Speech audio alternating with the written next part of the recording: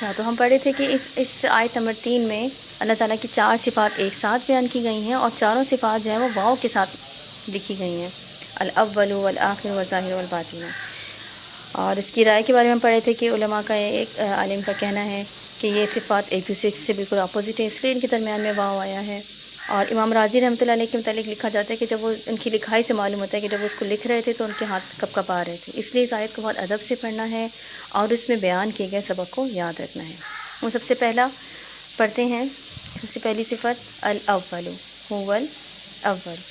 اول کیا ہوتا ہے؟ آپ کہیں گے ہمیں معلوم ہے، اول کا مطلب ہوتا ہے پہلا، اور عموماً اس کا یہی معنی کیا جاتا ہے، سب سے پہلا، یعنی اللہ اول ہے، یعنی وہ تب سے تھا جب کوئی نہ تھا، وہ ہمیشہ سے تھا، اول، پہلا، سب سے پہلے آنے والا۔ لیکن اگر ہم اول کا لغوی معنی دیکھیں تو یہ وہ صرف یہ نہیں ہے۔ اول الف واو لام اولا کے معنی ہوتے ہیں لوٹ کے آنا، پلٹنا، ایسی جگہ جہاں پلٹا جائے۔ کسی چیز کا کم ہو جانا بھی ہے، کسی جگہ سے تعلق ہونا، یعنی جیسے کسی علاقے سے آپ کا تعلق ہونا، کہیں پہلے جانا، کسی چیز کو پروسیس کرنا، نتیجہ نکالنا، ٹھیک ہے۔ اور اول کے معنی تعبیر کرنا بھی ہوتا ہے، یہ خوابوں کی تعبیر کے علم یعنی تعبیل الاحادیث کے لیے بھی استعمال ہوتا ہے۔ اول سے تعبیل کا لفظ بنا ہے، ایسے ہی یہ نتیجہ نکالنے کے لیے بھی استعمال ہوتا ہے، یعنی اول کا معنی صرف پہلا نہیں ہے بلکہ اس کے معنی پلٹنے کی جگہ، نتیجہ نکالنا یا معنی اخذ کرنا بھی ہے۔ اللہ تعالیٰ کون ہے؟ وہ اول ہے، الاول سب سے پہلا، اور وہ جس کو سب سے پہلے رکھا جانا چاہیے۔ ہماری زندگی میں سب سے پہلا کون ہوتا ہے؟ کوئی انسان یا کوئی چیز، کوئی ایسی خواہش جو پوری نہ ہو رہی ہو۔ ہمارا اول، ہمارا پہلا وہ ہے جس کے بارے میں ہم نماز میں بھی سوچتے ہیں، اور صبح اٹھتے وقت بھی، وہ جو ہمارے ہر پلان کی بنیاد ہوتا ہے۔ اگر ہم نے یہ کیا تو اسے کیسا لگے گا، یا اس عمل پہ اس عمل کا کیا اثر پڑے گا، ہمیں کچھ بہت شدت سے چاہیے ہوتا ہے، ایسے میں ہم اپنا ہر عمل اس کے ملنے کے لحاظ سے پلان کرتے ہیں، وہ ہماری اولین ترجیح ہوتا ہے۔ یہ کوئی شخص بھی ہو سکتا ہے، کوئی مقصد بھی، کوئی خواہش بھی، اور یہ عموماً اللہ تعالیٰ نہیں ہوتا ہماری زندگیوں میں۔ کیوں؟ کیونکہ اللہ تعالیٰ ہماری پہلی ترجیح تب تک نہیں بنتا جب تک ہماری خواہش کا تعلق اللہ سے نہ ہو، جیسے دعا پوری نہ ہونے کا ڈر، یا ہمارے مقصد کے درمیان اگر کوئی مشکل پیدا کر سکتا ہے تو وہ اللہ تعالیٰ کی ذات ہو۔ صرف اس صورت میں ہم اللہ سے کچھ دن کے لیے ڈرنے لگ جاتے ہیں، ہم فجر قضا نہیں ہونے دیتے، ہم کچھ برے کام چھوڑ دیتے ہیں، لیکن کیا اس لیے کہ اللہ تعالیٰ ہماری اولین ترجیح ہے؟ نہیں، بلکہ ترجیح وہی کام، وہی شخص ہے۔ اس تک جانے کے لیے اللہ ایک سہارا ہمیں چاہیے ہوتا ہے۔ ہونا کیا چاہیے تھا کہ صبح اٹھتے وقت ہماری پہلی ترجیح اللہ ہو۔ جب پہلا خیال ہی اللہ کی ناراضگی سے بچنے کا ہوگا تو فجر پہ بستر سے اٹھ نکل کے وضو کرنا آسان ہو جائے گا، چاہے سردی ہو، چاہے پانی ٹھنڈا ہو۔ جب ہر کام کرتے وقت پہلا خیال ہی یہی ہوگا کہ اللہ تعالیٰ پہ اپنی محبت کیسے ثابت کریں، تو بہت سے اعمال درست ہو جائیں گے۔ ہم نے ساری زندگی ایک یہی کام تو کرنا ہے، اپنی محبت کو ثابت کرنا ہے۔ محبت ہے یا نہیں کیسے معلوم ہوگا؟ اللہ کو تو سب معلوم ہے، خود ہمیں معلوم کرنا ہے کہ کیا ہم واقعی وہی کرتے ہیں جو کہتے ہیں۔ عمل کے بغیر محبت نہیں ہوتی۔ ہر صبح فجر پڑھ کے اپنی محبت خود اپنے اوپر ثابت کرنی ہوتی ہے۔ اللہ تعالیٰ ہمارے ہر دن کی اولین ترجیح ہونا چاہیے، اور یہ پریکٹس سے سیکھا جا سکتا ہے۔ آج سے ہم نے اپنے ہر عمل کے شروع میں سوچنا ہے، کیا یہ عمل اللہ کو پسند ہوگا یا ناپسند، یا یہ بے معنی ہے، یا یہ صرف لغو ہے یعنی بیکار، کیا اس عمل سے میرا اور اللہ کا تعلق بہتر ہوگا یا کمزور، کیا میں اللہ کے قریب آؤں گی یا دور چلی جاؤں گی۔ یہ لٹمس ٹیسٹ ہے ہر عمل کا، کیا اس سے میرے اور اللہ کے درمیان کا فاصلہ بڑھے گا یا کم ہوگا۔ ایک دفعہ اس کسوٹی پہ رکھ کے دیکھیں گے تو سب سمجھ میں آ جائے گا، سارے فیصلے ہو جائیں گے، کیونکہ جو اول ہوتا ہے نا اسی کی طرف پلٹنا ہوتا ہے۔ جب مشکل آئے گی تو آپ اسی کی طرف جائیں گے، جب دل گھبرائے گا تو اسی کی طرف بھاگیں گی، تو کیوں نہ پہلے سے اس کو اپنی اولین ترجیح بنائیں۔ پھر اللہ تعالیٰ کی دوسری صفت ہے الآخر، اور وہی ہے آخر۔ آخر نکلا ہے آخرہ سے، اخرہ، ٹھیک ہے۔ اور اخرہ کہتے ہیں دوسرے کو، بعد میں آنے والے کو، آخری کو، وہ جو بالکل آخر میں آئے۔ آخر دیر کرنے کو بھی کہتے ہیں، اسی سے تاخیر کا لفظ بنا ہے، دیر کرنا، دیر لگانا، کسی معاملے کو لمبا کرنا، اور وہی ہے آخر والآخر۔ اس سے کیا معنی ہے کہ ہمارے ہر معاملے میں آخر بھی وہی ہونا چاہیے۔ رات کو سونے سے قبل آخری خیال اپنے رب کا ہونا چاہیے۔ آج کے ہمارے اعمال نے ہمارے اور اس کے درمیان فاصلہ کم کیا یا بڑھایا؟ آج میں نے اپنے رب کو خوش کیا یا اس کے الٹ کیا؟ کیا میرا رب راضی ہے؟ اگر اس حالت میں موت آ گئی تو کیا میں اپنے رب کا سامنا کر سکوں گی؟ ہمارا آخری خیال بھی اسے رب کا ہونا چاہیے۔ یہ ایسی چیز نہیں ہے جسے آپ خود پہ جبر سے لاگو کر سکیں. یہ ایسی چیز ہے جو اس وقت آتی ہے جب اللہ تعالیٰ اول اور آخر کے درمیان بھی آپ کے دن کا حصہ رہتا ہے. جب وہ اتنا اہم ہو جاتا ہے کہ اس کے مقابلے میں لوگوں کی بات یا لوگوں کے اصول سیکنڈری جو حیثیت حاصل کر لیتے ہیں، اسی لیے وہ آپ کے پہلے اور آخری خیال کا مرکز بن جاتا ہے.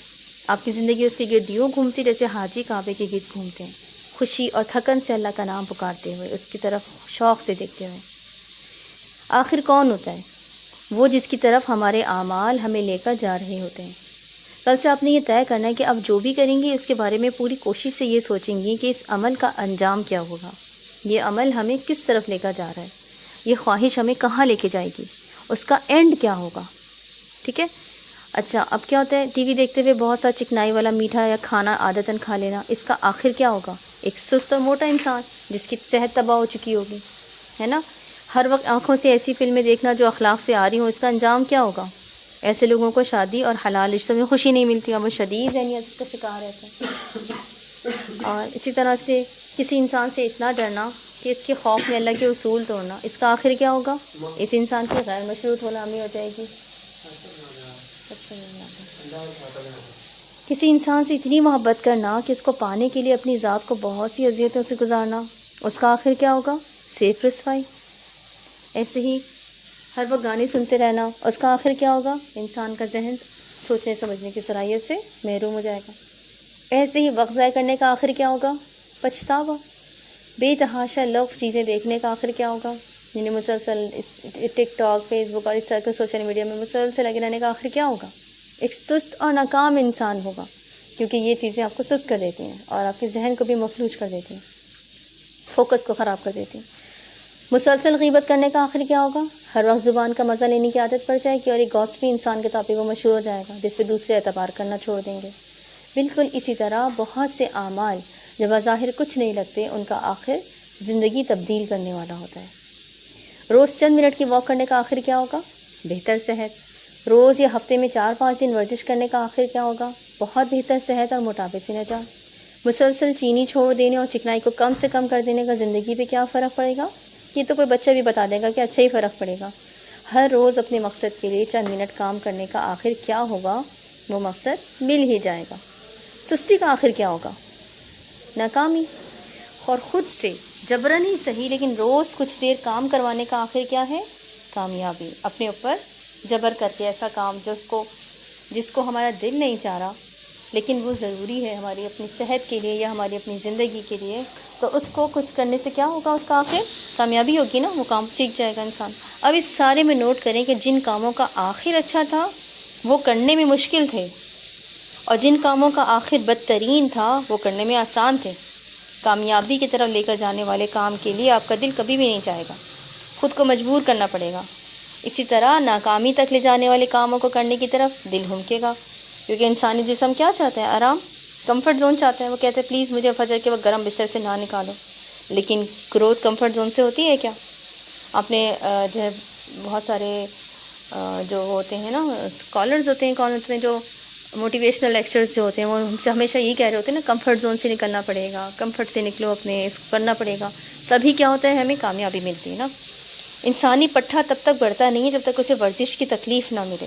پہلے دن ورزش کے بعد صبح اٹھیں تو کیسے پٹھے درد کر رہے ہوتے ہیں؟ کیونکہ گروتھ تکلیف دہ ہوتی، لیکن دھیرے دھیرے آسان ہو جاتی.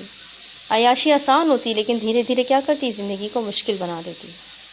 آپ کی روح بھی کہتی مجھے آرام کرنے دو، میرے اوپر یہ اچھائی اور برائی کا اتنا بوجھ نہ ڈالو، مجھے دیکھنے دو جو میں دیکھنا چاہتی ہوں، مجھے سننے دو جو میں سننا چاہتی ہوں، مجھے سونے دو، مجھے کھانے دو، میرے اوپر تسبیحات اور نمازوں کی پابندیاں نہ لگاؤ، کیونکہ ڈسپلن تو تکلیف دہ ہوتا ہے.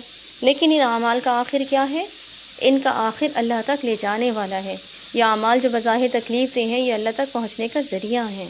اس لیے اگر آپ کو کوئی عمل مشکل لگ رہا ہے، جیسے فجر میں اٹھنا، یا غیبت چھوڑنا، یا میوزک چھوڑنا، یا ایسی چیزیں دیکھنا چھوڑنا جو کہ جو ہے وہ ہماری عموماً عوام دیکھ رہی ہوتی ہے، تو یہ اگر آپ کو دیکھنا مشکل لگ رہا ہے اور چھوڑنا مشکل لگ رہا ہے تو آج سے اس پریکٹس کو ٹرائی کریں.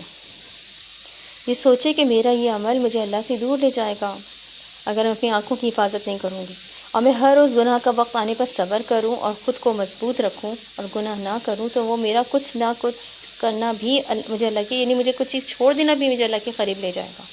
دن بدن میں اللہ کے قریب ہو جاؤں گے، بس تھوڑے دن اور یقیناً یہ آپ کے لیے آسان ہو جائے گا۔ پھر ہمارے پاس اگلا اللہ تعالیٰ کا نام ہے الظاہر، وہی ظاہر بھی ہے، والظاہر، اور وہی ظاہر بھی ہے۔